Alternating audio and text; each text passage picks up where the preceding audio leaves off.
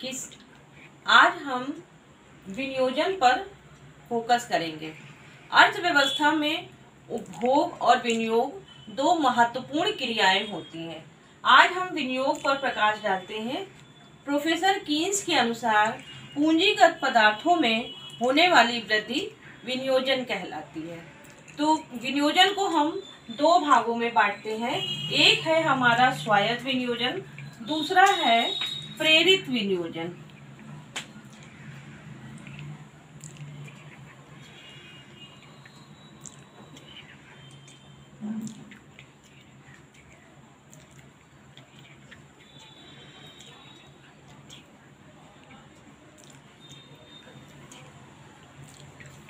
स्वायत्त विनियोजन से हमारा अभिप्राय है स्थिर उपभोग पर किया गया विनियोजन।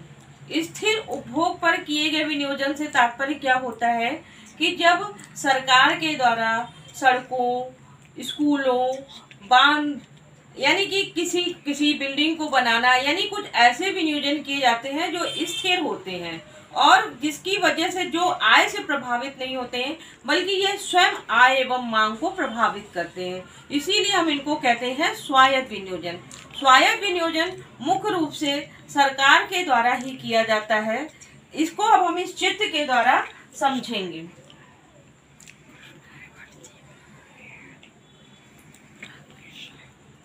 इस चित्र में हम देखते हैं ये ओ एक्स एक्सिस है और ये ओ वाई एक्सिस है।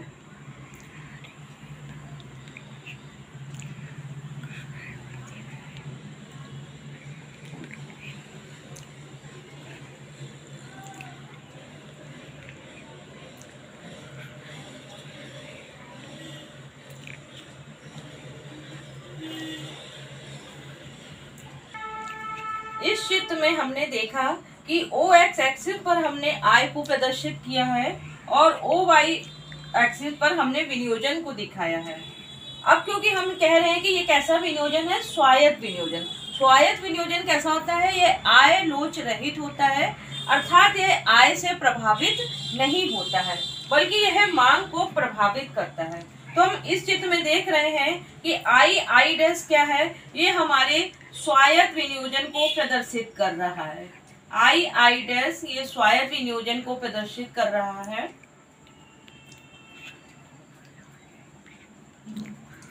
और I1 I2 यह शो कर रहा है कि जो स्वायत्त विनियोजन है वो स्थिर है, किंतु दीर्घकाल में वो थोड़ा सा आगे की ओर बढ़ जाता है पर स्थिर अवस्था में ही रहता है। अतः इस प्रकार के विनियोजन स्वायत्त विनियोजन कहलाते हैं। जैसे हमने आपको बताया कि बांध बनाना है, सड़कें बनाना है, स्कूल वगैरह बनाने हैं, इस तरह के सरकार के द्वारा जो भी विनियोजन किए जाते हैं वे स्वायत्त विनियोजन होते हैं और ये आय से लोच रहित होते हैं और यह मांग को प्रभावित करते हैं और आय से प्रभावित नहीं होते हैं।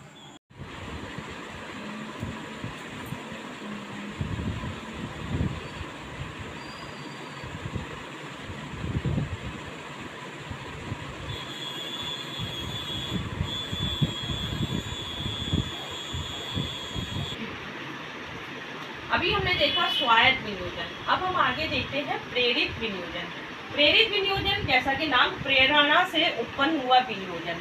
प्रेरणा से उत्पन्न हुए विनियोजन से तात्पर्य क्या है, जब उपभोग वस्तुओं की मांग में वृद्धि होती है, यानी कि उपभोग वस्तुओं की मांग में वृद्धि होने से जब पूंजीगत पदार्थों की मांग में वृद्धि होती है तो उसको हम कहते हैं प्रेरित विनियोजन। तो जो प्रेरित विनियोजन होता है वह हमारा आय से प्रभावित होता है। तो प्रेरित विनियोजन से तात्पर्य अब हम इस चित्र में देखते हैं कि ओ एक्स एक्सिस पर हमने आय को दिखाया है और ओ वाई एक्सिस पर हमने विनियोजन दिखाया है। अब ये I1 हमारा जो है प्रेरित विनियोजन वक्र है और इस पर हम ये निम्न बिंदुओं को देखते हैं Y1, Y2, Y3 और प्रेरित विनियोजन वक्र पर हम निम्न बिंदुओं को देखते हैं I1, I2, I3।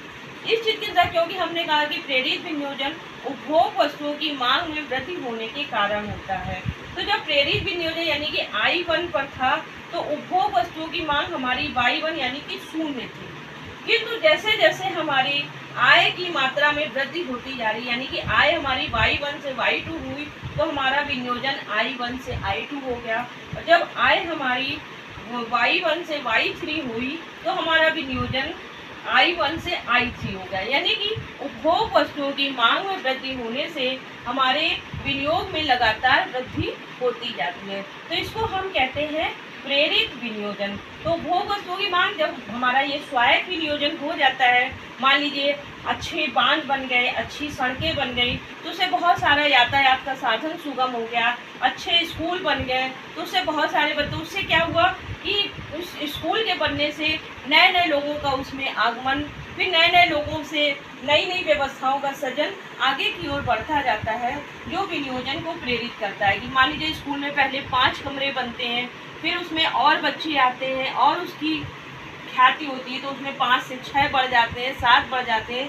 धीरे धीरे बच्चों की संख्या के साथ साथ हमारी आय की मात्रा में भी वृद्धि होती चली जाती है। तो इस प्रकार हम इसको कहते हैं प्रेरित विनियोजन।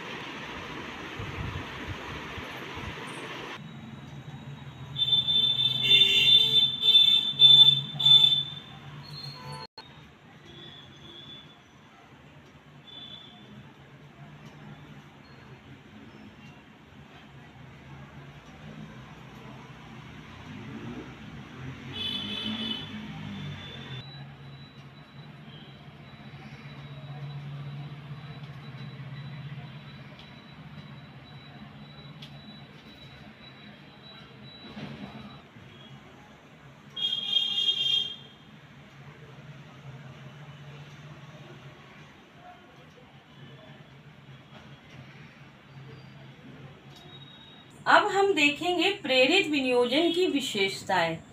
प्रेरित विनियोजन की क्या विशेषताएं हैं, इसके अंतर्गत हम सबसे पहले देखते हैं कि प्रेरित विनियोजन क्या होता है, आय के सापेक्ष होता है। यानी कि आय के सापेक्ष से तात्पर्य क्या है, जैसे जैसे आय की मात्रा में वृद्धि होती जाती है, प्रेरित विनियोजन की मात्रा में भी वृद्धि होती जाती है। अब दूसरा पॉइंट हम देखते हैं, उपभोग वस्तुओं की मांग में वृद्धि के कारण।